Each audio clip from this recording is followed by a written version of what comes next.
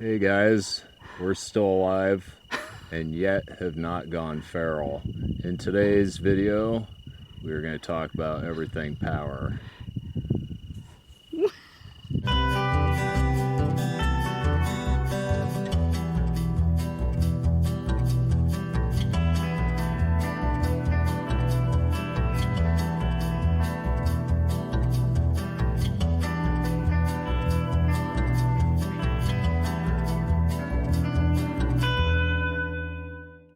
Hey, I'm Keri and this is Doug.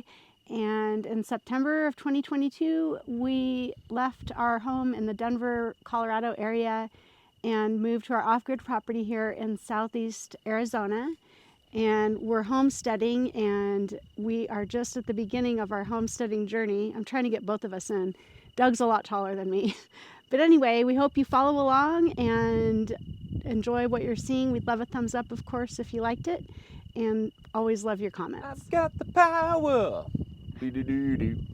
Hey guys, so sorry for not making a video more recently, but we've been kind of seriously busy. At the spur of the moment, Keri and I decided we need to get out of here, go to Colorado and get the rest of our stuff. And so that's what we did. We drove 1,000 miles to Colorado, picked up a big old Penske moving truck, spent 3 days packing that thing, drove all the way back down, got back here, put our stuff in storage, and we were not gonna film anything down there. There was nothing for us to film except us lifting boxes. That would have bored you guys. But anyhow, we're back. We are situated, somewhat mentally stable again, and that's it. We can start doing videos again for you guys. But we just wanted to mention that we've been moving. You guys all know how that is for the most of you, and we hope you are okay with that. But okay, back to the video. Hey guys, welcome back to our channel. Today we want to talk to you about power because we are a 100% off-grid homestead, yet we have power, and we want to share with you all the different ways that we have power on our homestead. We're not connected to the electrical grid. So for us, off-grid means no utilities, basically, that we're paying. Like, we don't pay to water or sewer company. We don't pay for the power that we use on our homestead. And that's what off-grid means for us. It can mean something different for everybody. Some people like to be a little on the grid. Some people don't like to be on the grid at all. So we just want to share that with you because that was actually something that we had a whole lot of questions about until we actually moved out here. And honestly, like, some of the questions you can't really answer until you make the move yourself, and then all these things will come up and you'll figure it out. But we want to kind of share a little bit with you because if you guys are going down this journey to becoming homesteaders and you're going to be off the grid in any way, shape, or fashion, we hope that the information we're going to share with you will be helpful. So we want to kind of explain a little bit about why we decided to go off grid and why we're pursuing that lifestyle, because it's not always easy. There's a little bit of sacrifice, but then the trade-offs to it kind of make up for the sacrifice, and I'm going to explain that to you in just a minute. So first of all, our property that we bought here in Arizona is actually considered off-grid property. So what that means is there's no public water, there's no public sewer, there's no electricity on the property. Although there is electricity close to the property, it's about a quarter mile away from our driveway. So if we wanted to bring electricity onto this property and be connected to the grid, we definitely could do that if we wanted to. We don't want to do that though. Part of that reason is when we were living in Colorado and we were living in a smaller, about a 1,260 square foot house, an older house, a 50s house, one story, not crazy efficient, but we had actually put in extra insulation. We blew in insulation into the roof, and yet we were still having these ridiculously high power bills. Most our power bills were running us between anywhere from $300 to $500 a month on the high end. And that's just not sustainable for a long period of time. And that's considering that we didn't even have air conditioning. We had what they call a swamp cooler or an evaporative cooler. So we know our house wasn't crazy efficient, but we also weren't super liberal with how, the heat of the house. We kept it usually 67, 68 at the warmest, and weren't running an air conditioner, but those bills were just getting insane, and we knew that that was probably going to get more expensive, and we just needed to think about how sustainable that was going to be for us. So that brings us kind of to our research and journey to going off-grid, and one of the reasons that we ended up in Arizona is because it is a very highly rated for solar power. So we knew we were going to kind of have to have a hybrid of things. So today I'm going to talk to you about the 3 different ways that we power our homestead without being connected to the electrical grid. So the first thing I want to talk to you about is our generator. We actually have 2 generators, and I'm going to show you the other one when we go inside here in a little bit. This generator is actually an inverter generator, so it's really easy to use. This one we got at Harbor Freight. It runs off of gas or propane, so you can run it off of either of those things. It's not crazy loud. We got this because we knew it'd be easy to move around as we needed it, so we can plug tools into this. It's actually, you can see the numbers on here. It's a 45, whatever that is, 4650. So that's the maximum running watts. So when you first start some things, they draw more wattage, and that kind of covers for that. And then this is the sustained running watts. So we can actually power our trailer off of this completely. So if we are dying of heat and it's 100, 105 outside, if we need to have the air conditioning on, we can go ahead and start this up. And then we have an adapter right here where we can plug our trailer right into it, just like if you were at an RV park. So that's pretty cool. This comes out, and then we've got these kinds of plugs on there.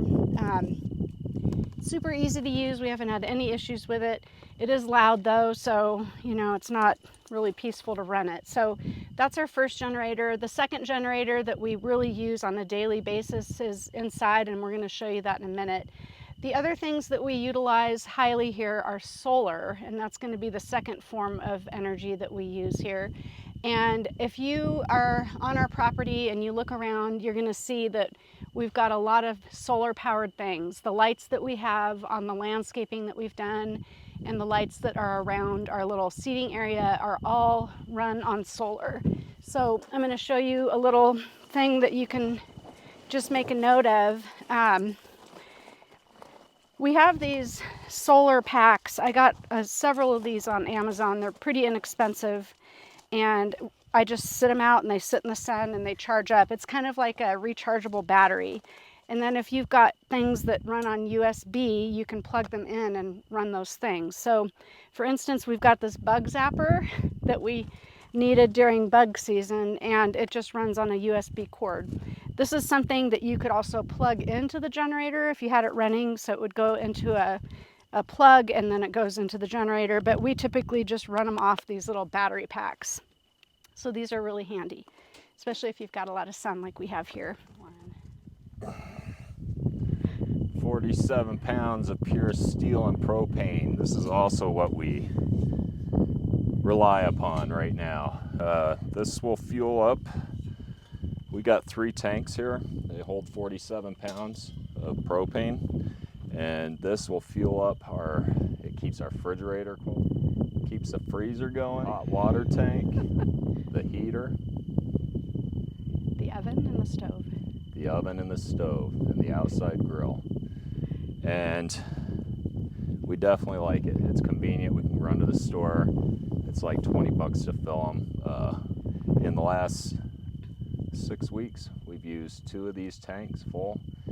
In the winter time, we're probably going to be expecting to use probably 3 of them to run the heater, because we have not had to run the heater once since we've been here. Obviously, it's been monsoon season and very hot. We also got a little mini propane for our barbecue for outside. So propane is one of those off-grid options that you can have, and it's very portable. You can load them up in your car, go to town, grab them, fill them up, and bring them back, and you're back on board with your heating sources and such.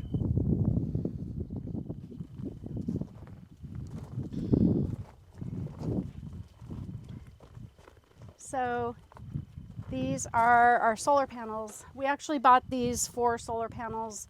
They're 100 watts each. We bought them at the very beginning of COVID, because we had heard that there might be power shortages and things like that. And we actually bought them to use at the house so that we could power things like the internet and portable, laptop computers, cell phones, and things like that.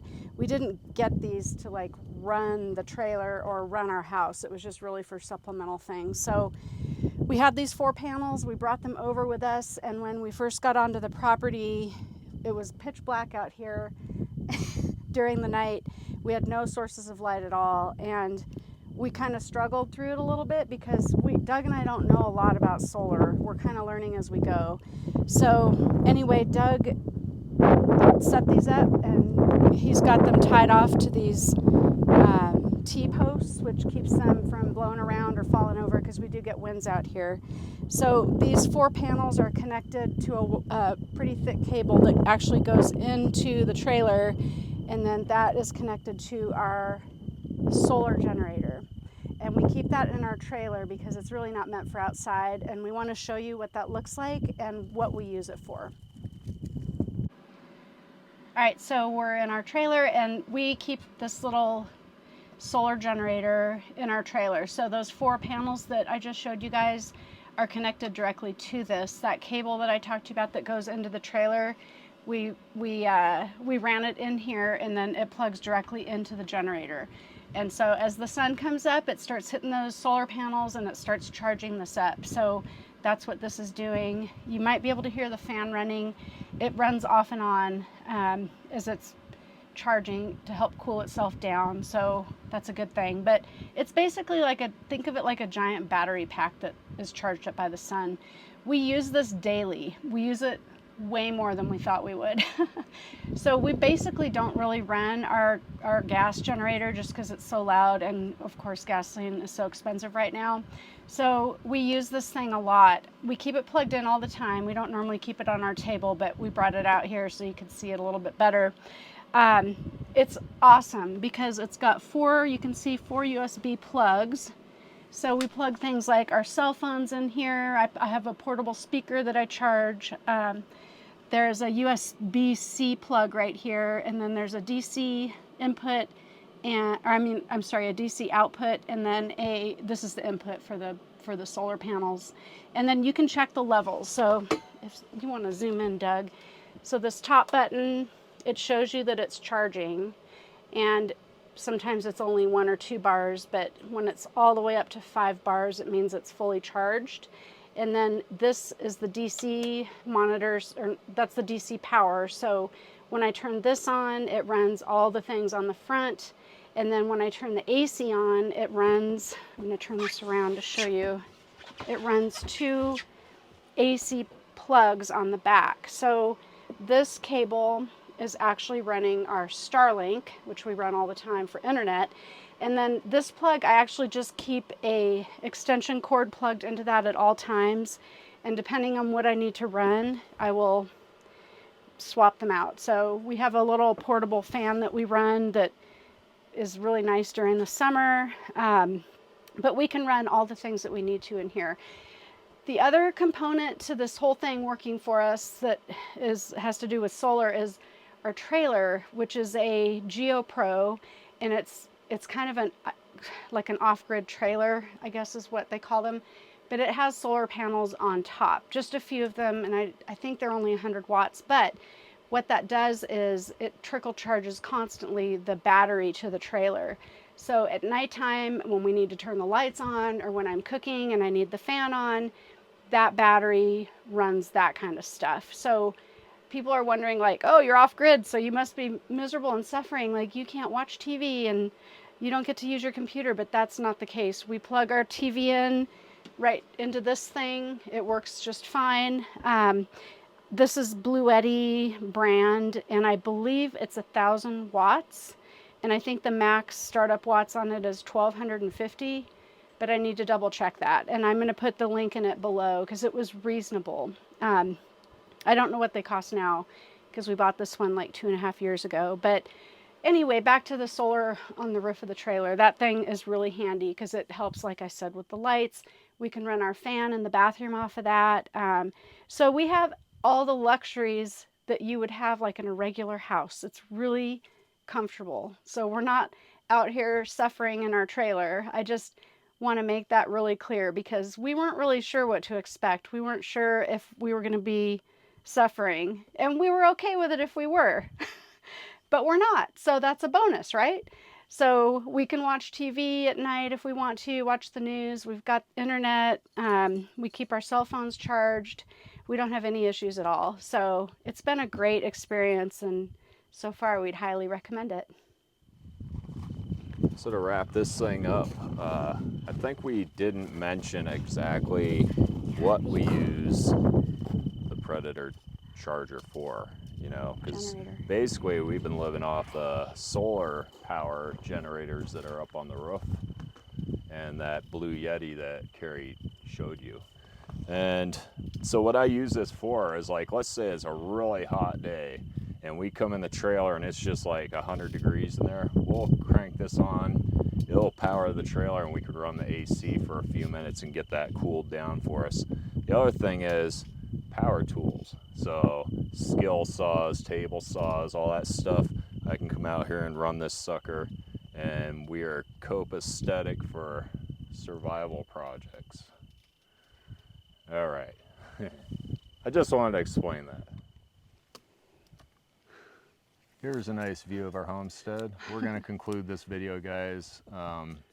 We hope you kind of were enlightened by what we're doing out here kind of for right now. This is our temporary house.